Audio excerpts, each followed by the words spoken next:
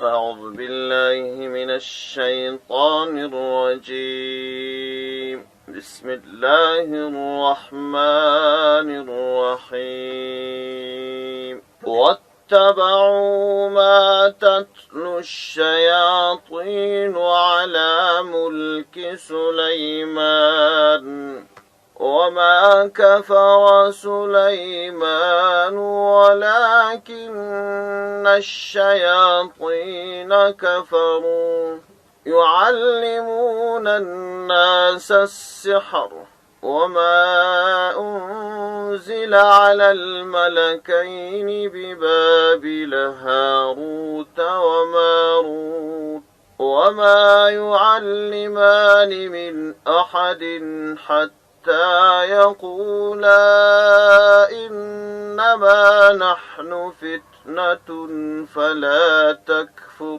فيتعلمون منهما ما يفرقون به بين المرء وزوجه وما هم بضارين به من أحد إلا بإذن الله ويتعلمون ما يضرهم ولا ينفعهم ولقد علموا لمن اشتراه ما له في الآخرة من خلاق ولبئس ما شروا به أنفسهم لو كانوا يعلمون.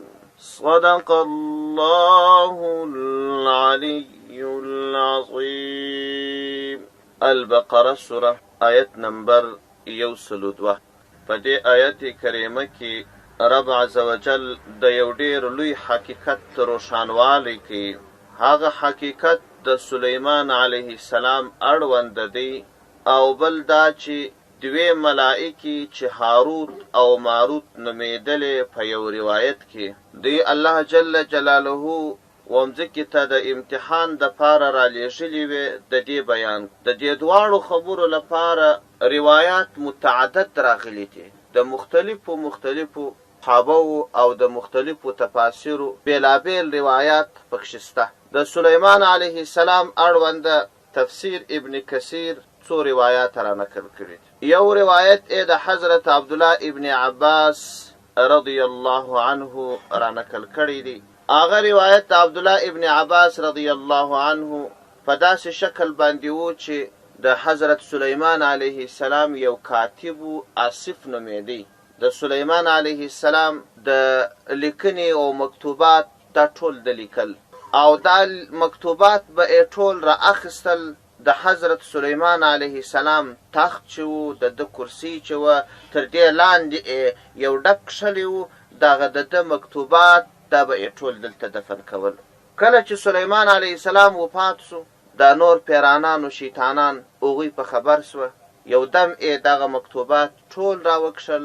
آصف چې کومې لیکنې کړي وې د هغه آصف د لیکنو د اورو دوو لیکو په منځ کې نور ساحرانه خبرې ورته ولیکړلې، د سحر و د جادو و د منتر خبرې ورته ولیکړلې.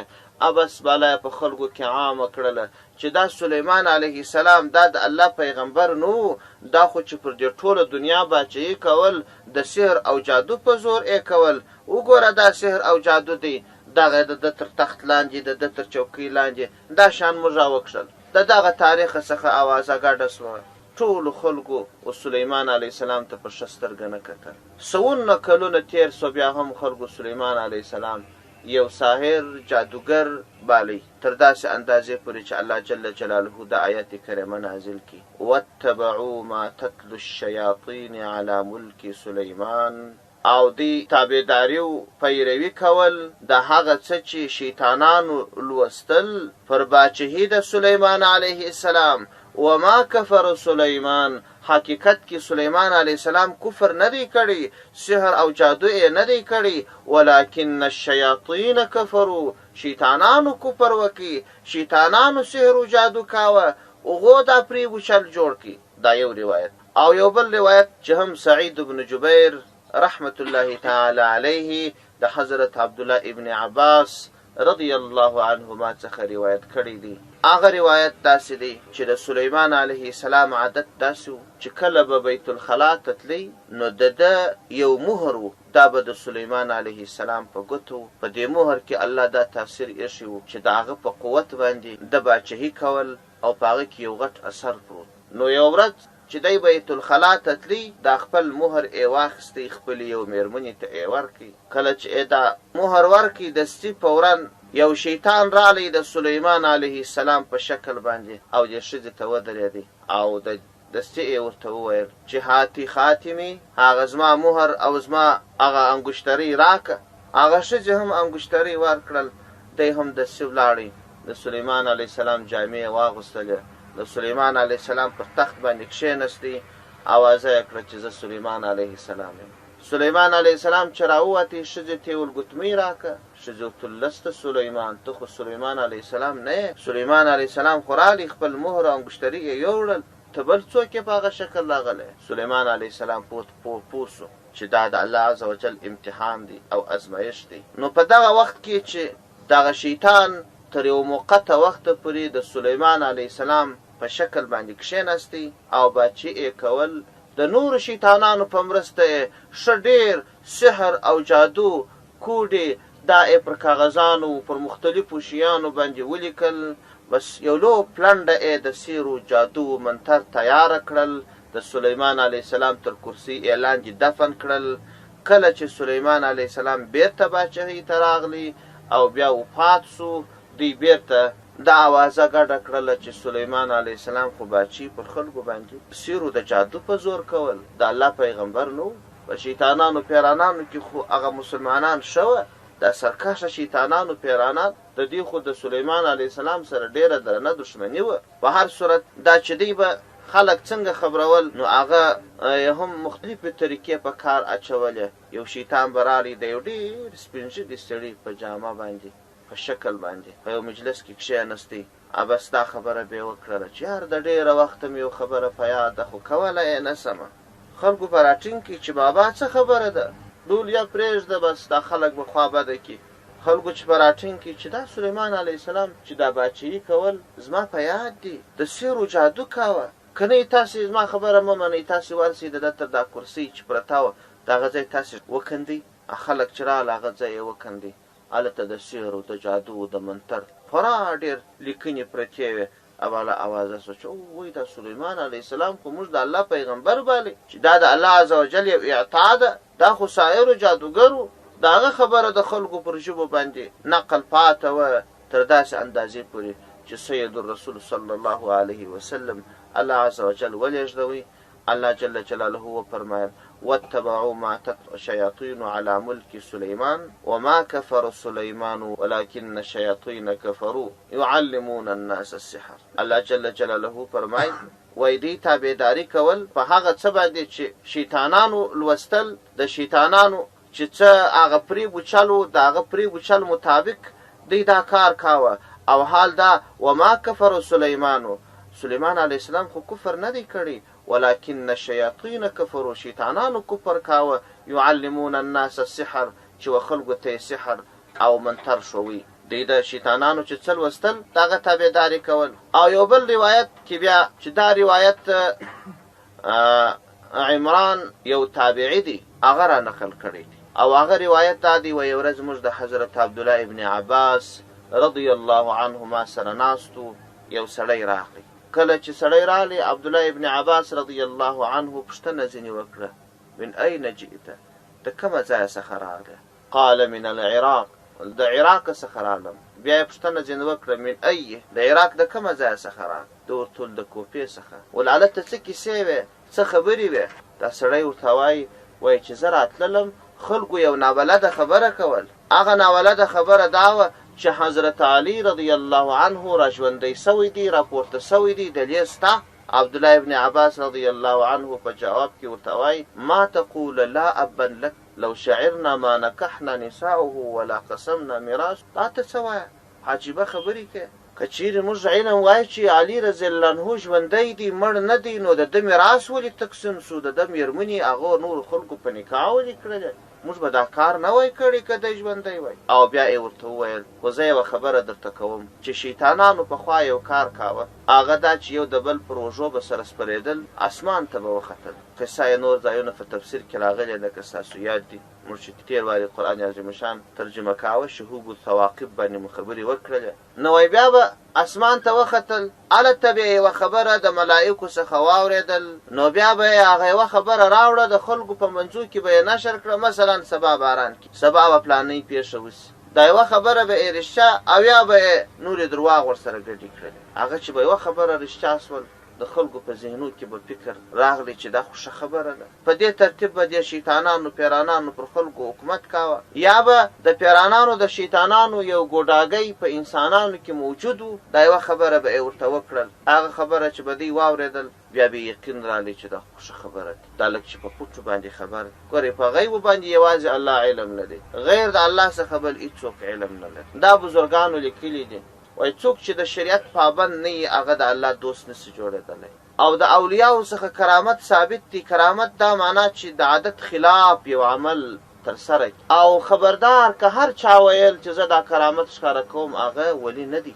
ځکه کرامت دا د هغه ولی بې اختیاره د ده څه صادرېږي، دی په خبر نه وي، ناګهانه یو خبره غیر اختیاري د خولې ځینې ووځي. او کرامت د ولي دپاره ضرور نه دی چې خامخا به ولي کرامت ښکاره. او که تاسې ولیدله چې یو سړي وویل پلانکی کار به وکړم پلانکی به وکړم، دا ولي نه دی. بعضې خلکو ته دا سوال پیدا سي وایي د هغه سړی چې وایي پلانکی کار به وکړم پلانکی به وکړم، هغه پلانکی خبره وکړه هغسې وسوه. بزرګانو لیکلي دي وایي د عبدالله ابن عباس رضی الله عنه د دغه روایت او د نورو روایاتو په نظر کې نیولو سره شیطانان دا کوي چې یوه خبره پیدا کړي، رایه وړي یو باطل پیر ته یې وکړي، باطل پیر یې بیا دا نورو کسانو ته وکړي، هغه خلک یې واوري، بیا نو چې ته شل واره ورته وایې چې دا خو درواغ وایي، وایي ما پلانکۍ خبره په خپلو غوږو ځینې واورېدل، په خپلو سترګو مې ولیدل هغسې وسوه.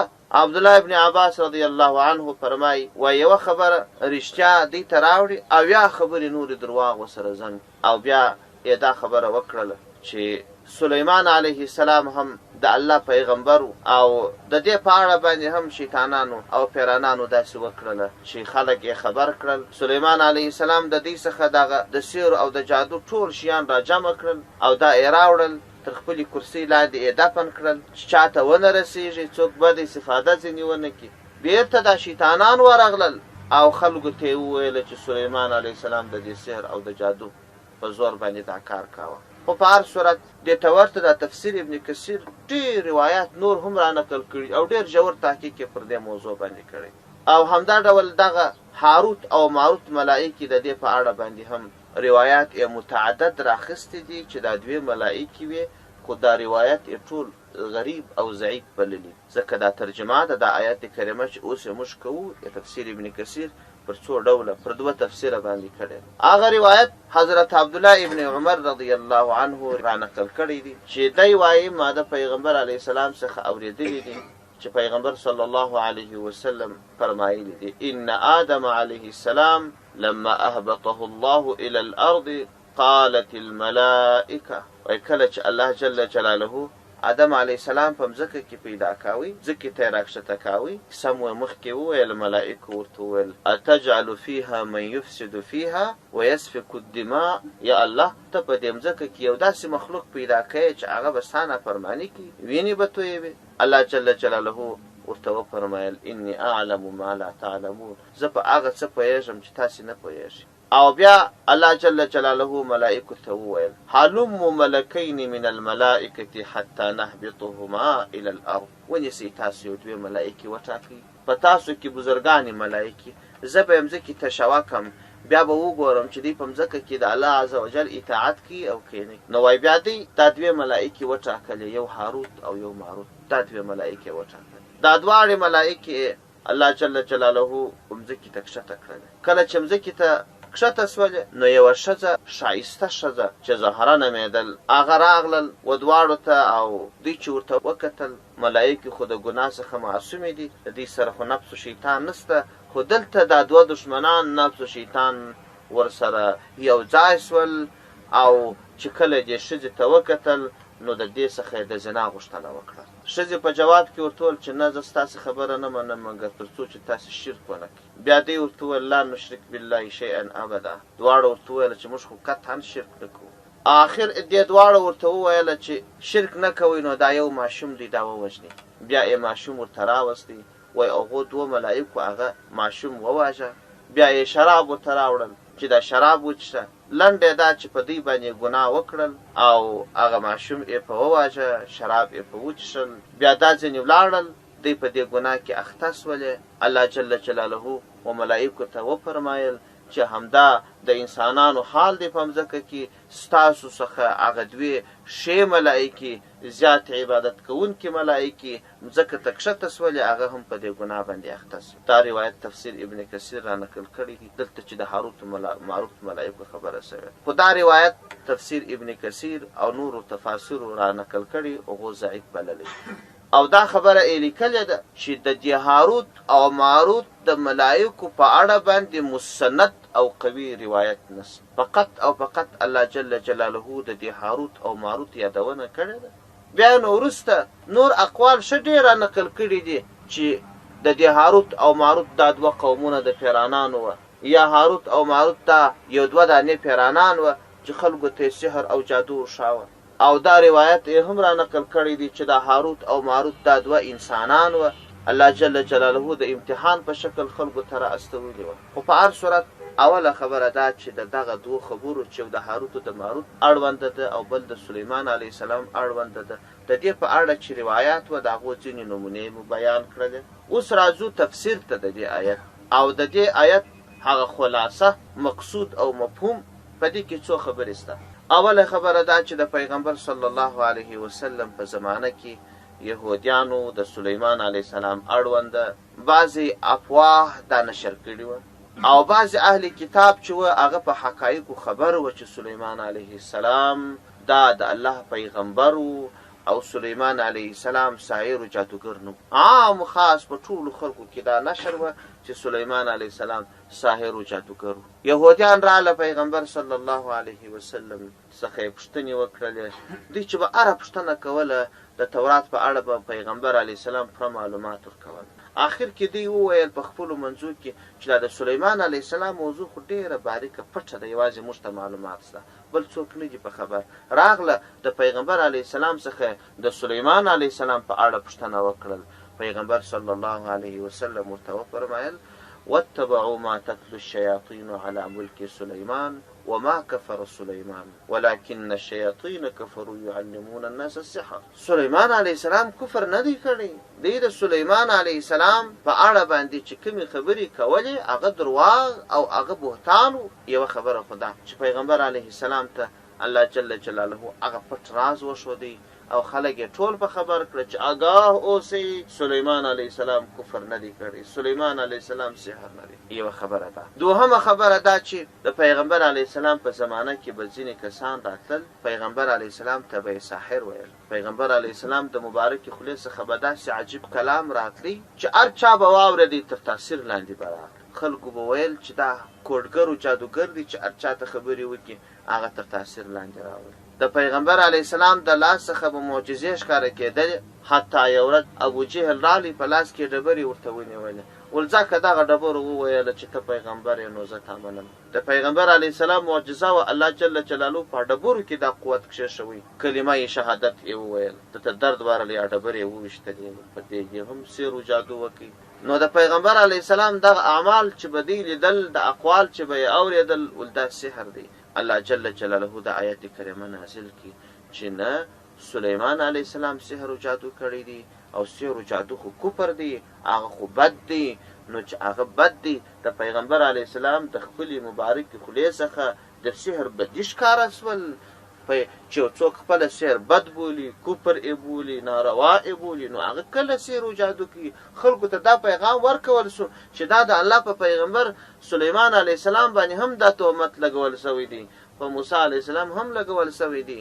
پیغمبر علیه السلام سحر و جادو نه دی، دا د الله کلام دی. دوهم دا مطلب درېیمه دا خبره وسوه چې سحر او جادو ډېر بد عمل. د سحر او د جادو په اړه باندې بیخي ډېر روایات راغلي. دلته په دې ځای کې الله جل جلاله سحر او جادو ته کفر ویلی. وما کفر سلیمان علیه السلام کفر نه دی کړی. ځکه نو زموږ دا عقیده ده چې سحر او جادو که څوک کوي، سحر او جادو کول کبیره ګناه ده. او صریح حدیث راځي که د سایرو جادوګر خبره چا رښتیا وبلل کفر. سحر او جادو ته عقیده درلودل کفر دی او سحر کول خپله کبیره ګناه ده. نو لحاظه وایي که څوک سحر او جادو کوي، ساحر او جادوګر ته پر ایمان باندې پاتېدل ممکن نه دي. اوس نو سحر څه ته وایي؟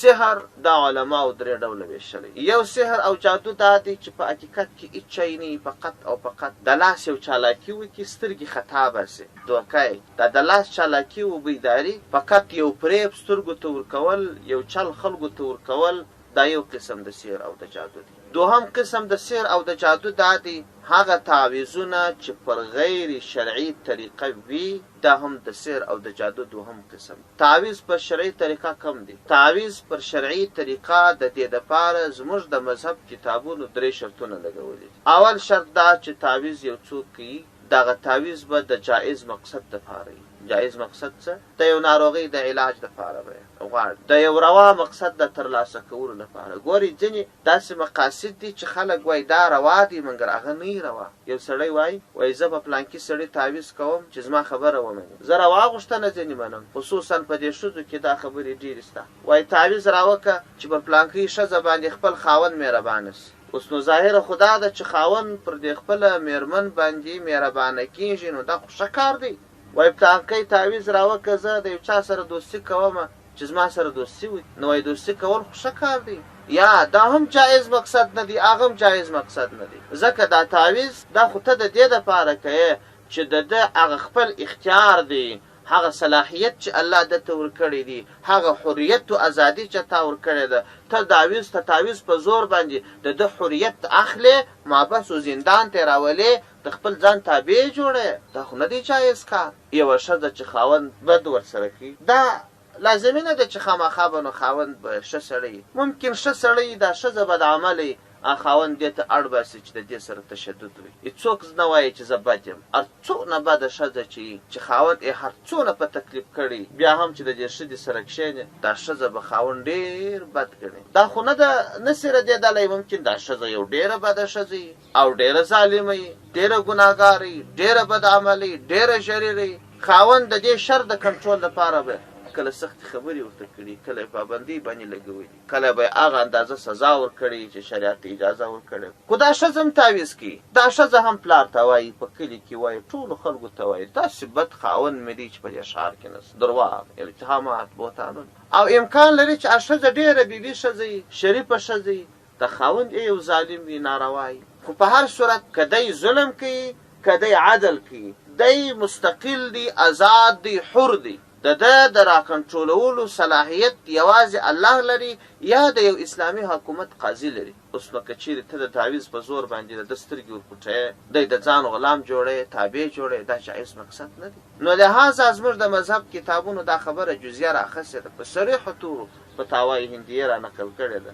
قطب الارشاد د تصوف یو کتاب دی، هغه هم دغه جزیه را نقل کړې ده. وایي که چیرې یوه ښځه په خپل خاوند تعویذ کوي، د خاوند د تابع کولو لپاره دا نه دی جایز. که څوک دا کار کوي چې زه پلانکي ته وایم هغه دې زما سره دوستي وکړي، دا نه دی جایز مقصد. اول شرط د تعویذ دا دی چې د جایز مقصد ده. او دوهم شرط دا دی چې تعویذ ته کوې، په تعویذ به نیکې کلمات وي، د الله نومونه به وي، یا به آیاتونه وي، یا به معصوره دعاګانې وي. دا تورې و خطونه و د اعداد به نه وي، دا د ابوجهل و د فرعون و د حامان نومان یا شرکیه کلمات دا به نه وي پکښې. او دریم شرط دا دی چې تعویذ به مؤثر بالذات نه ګڼې. دا به نه وایه چې دا تعویذ ما ښه کوي، دا به وایه چې تعویذ اصلا الله مو ښه کوي، دا یو وسیله ده د دې په برکت. دا 3 شرطونه که په تعویذ کې موجود وه، دا جایز تعویذ دی. د دې څخه اخواته که بل تعویذ و، هغه هم ګرده په سحر او جادو کې داخل. دا دوهم قسم سحر او جادو. دریم قسم سحر او جادو هغه دا دی چې دا ځینې کلمات دا هم داسې اثر لري، لکه دا ظاهري شیان، دا فیزیکي شیان. دا موبایل چې راواخلې، په دې موبایل کې 1500 پرزې دا ټولې پرزې الله په دې مځکه کې پیدا کړي دي خو انسان په خپل فکر باندې دا پرزې مختلفې راخیستې دي سره ترکیب کړي دي یو اثر یې درلودلی اثر یې دا دی چې په دا تلیفون کې غږ وکړي د دنیا بل کونج ته رسېږي ګوره دا خو کرامت نه دی دا خو معجزه نه ده دا خو یو کمال دی نو دلته دا کلمات دي چې الف با تا سا تر یا پورې دا کلمات هم داسې هره کلمه خپل اثر لري د دې کلماتو اثرات چې یو څوک معلوموي بیا یې ترکیب کوي او وروسته بیا په خلکو کې یو ډول اثر اچي او د هغه څخه داسې یو شی سړی وویني انسان یې مړ سي بېرته ژوندی سي یو ډبره یي هغه ډبره ویلې سي میده سي په اوبو بدله سي لرګی په ډبره بدل سي دا هم علما فرمایي چې دا د سحر د سترګو دوکه کول دي په حقیقت کې شی نشته خو په هر صورت یو اندازه اثر لري د سحر دا 3 ډولونه 3 سره حرام او کول کبیره ګناه ده عقیده ورته ساتل چې و دا کار کوي دا کفر روایات متعدد راغلي دي امام ذهبي رحمه الله په کبیره ګناهونو سلسله کې دغه سحر او جادو هم راوړي دي د عمر بن خطاب رضی الله عنه د امارت و خلافت په دوران کې روایت را نقل کړي دي چې د مکتوب صادر کې چې هر څوک سحر او جادو کوي هغه ووژني الزواجر عن اقتراف الكبائر دا یو بل کتاب دی 100 کبیره ګناهونه یې را نقل کړي دي په هغه کې هم سحر او جادو ډېر تحقیق یې باندې کړي دي آیاتونه او احادیث د بزرګانو اقوال یې را نقل کړي درېیمه خبره دا ده چې د سحر او د جادو بدي ځینې معلومه راځو د آیت ترجمې الله جل جلاله فرمایي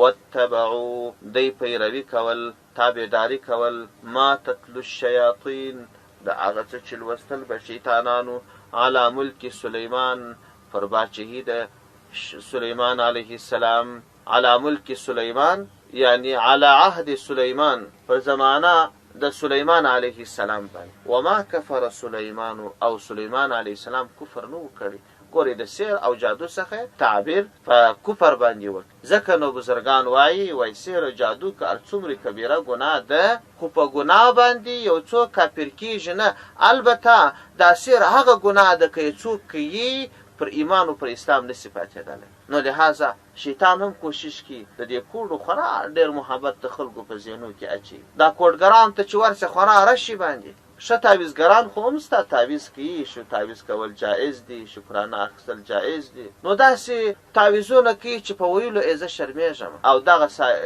جادوګران کوډګران دې ته که دې معمولي خبره وکړله بس دا ټاپم در باندې وایي دا وابي دي ځکه خو د ده بازار درېږي اوس د هغه کوډګر چې دا تاسې دا ډېر رشي باندې چې تاسې ورسئ پوښتنه ځینې وکړئ ایمان پیژنې اسلام پیژنې آخرت پیژنې دا بیا یو نه یې زده تاسې ورسئ دا سبا چې ګورې پلانکی تعویزګر نه دی دا ونه په زنا اخته سوی دی پلانکی کوډګر پلانکی تعویزونه چې کول رنګ د ملایانو ورسره بس یو سړی رالی وای ما ته پلانکی سړی وای ما داسې احترام کاوي 15 لکه یې راسویه وړلې ما ډېره ښه وکړه چې د سویه یې وړلې چې 15 لکه یې نور درڅخه وړي وای په دې وجه ښه وکړله چې موږ به درته ویله چې دې کوډګرانو ته مه ورځئ دا ټګانو ته مه ورځئ د الله دوستان پیدا کړي د الله دوست څوک دی دغه طالب دا غریب طالب نه دی دلته چې دا لیلیه اوسېږي هغه تیري و د روزګانه څخه راوتلی دي د دې اویا ورې مرتبه تر دغه ښه ده په څه مطلب راوتلی دي دلته قرآن زده کوي سپېره طالب دي نه یوه لري نه لس لري نه شل لري په جیب کې چې وګورې 50 افغانۍ نشته ورسره خیرن کالي اغوستي دي دلته نه چوکۍ سته نه آینده دته چوکۍ رسېږي چې دا 10 کاله دلې په دغه مدرسه کې دغه دال و نخود و لوبیا وخوري بیا به هم لا کېږي بیا به هم په احتیاط باندې کله په یوه ملایي کې کله په بله ملایي دغه بزرګ دی نه دی بزرګ چې تا ته وایي ونیسه زه په ګرنټي باندې تعویز در کوم موټر دې ورک دې پیدا به سي په ګرنټي باندې تعویز در کوم ځینې داسې خبرې زه په شرمېږم هم نه سمه ویلی پر دا خوله مې راځي دلاوري نه سمه کولی داسې تعویزونه خلکو ته ورکوي دا د خدای دشمنان دي دا سایران دي دا جادوګران دي اول وارې هېڅ نسي کولی خلک خطا بس نو د دې څه ځان ساتل پکار دي لرې ځین پاتېدل پکار دي ډېره ستره ګناه الله جل جلاله فرمایي ولکن الشیاطین یقینا شیطانانو کفرو کفر کړی دي یعلمون الناس ښول به یې خلکو ته سحر جادو به یې ښوي وما انزل علی الملکین ببابیل هاروت و ماروت د دې یو تفسیر یې داسې کړی دی چې دا ما نافیه دی هغه خبره چې دوی ملائکې د اسمانه راکښته سوي وې خلکو ته یې سحر او جادو ښوي او بیا الله عزوجل په ګناه اخته کړلې، په ازمایښتو امتحان کې راغله. ځینې مفسرین دا خبره کلکه ردي، بلکې د دې ترجمه داسې کوي وما انزل علی الملکین، نه دی نازل سوی پر ملائکو باندې ببابیل، په بابل ښار کې هاروت و ماروت، چې یوه هاروت نومېده او بله ماروت نومېدل. داسې شی نه دی سوی، دا تشه اوازه ده. او بعضې وایي چې نه ما نافیه نه ده. پر بل تفسیر چې راسي نو د هغه پر هغه تفسیر باندې بیا داسې ترجمه کېږي چې دا هاروت او ماروت دوې ملایکې وې، یا د پیرانانو دوه قومونه وه، یا یو دوه انسانان وه چې خلکو ته به یې سحر او جادو ښووي. الله جل جلاله اصلا په دې خلکو امتحان کوي. ټول خلک یې خبر کړه چې آګاه اوسئ، سحر او جادو حرام، بد کار، ګناه ده، ځان ځینې وساتئ. بیا یې د بله اړخه څخه دا دوه کسان ورته راوستل چې دا سحر او جادو خلکو ته ښیي، یا دوې ملایکې وې، او دا به یې ورته وویله چې ښه سحر او جادو غواړئ زده یې کړي. الله تاسې نه یاست منع کړي؟ او منع کړي، ګناه نه ده. ګورئ موږ د الله د لورې څخه امتحان ازمایښت یو. سحر او جادو الله پر تاسو حرام کړی دي، موږ یې درښیو، خو تاسو خبر اوسئ دا امتحان دی، تاسو باندې به د الله عذاب راځي. دا به یې خلکو ته ویل، بیا به یې خلکو ته دا شی ورښوی. وروسته دا خلک چې په امتحان کې ناکامه شول، هغوی د الله په عذاب کې ګرفتار شول. الله جل جلاله فرمایي وما انزل علی الملکین ببابیل هاروت و ماروت، او هغه څه چې نازلېدل پر هغه دوو ملایکو باندې په بابل ښار کې چې یو هاروت نومېدل او بل هاروت. وما یعلمان، او دوی نه ښول من احد و هیڅ چاته، حتی تر هغه مهاله پورې یقولا چې دوی دواړو به وویل و خلکو ته، داسې به یې ورته وویل انما نه ده بلکې دا خبره ده نحن موږ چې یو فتنتون ازمایښت یو، فلا تکفر فستاسو کفر مه کوئ. فیتعلمون، پس خلکو به زده کړې کولې منهما د دغه هاروت او ماروت څخه ما یفرقون به، داسې څه چې جلاوالی به یې کاوه به په هغه سره بین المرء و زوجه، په من کې د سړي او د ښځې. وما هم، او نه به ودی بضارین ضرر رسونکي به په دې سحر سره من احد و هیڅ چاته الا باذن الله، مګر نه د الله په حکم باندې. دوی به دا فکر کاوه چې په دې سحر او جادو باندې نو موږ چاته ضرر رسو. حال دا چې هیڅ ضرر غیر د الله د ارادې څخه دوی نسوی رسولی. ویتعلمون، او دوی به زده کړه کول ما د هغه شي یضرهم چې دوی ته ضرر رسي، ولا ینفعهم، دوی ته ګټه نه رسي. دا زهر وه، فقط اصل پکښې وه، ظاهرا اصل وه مګر په حقیقت کې زهر وه.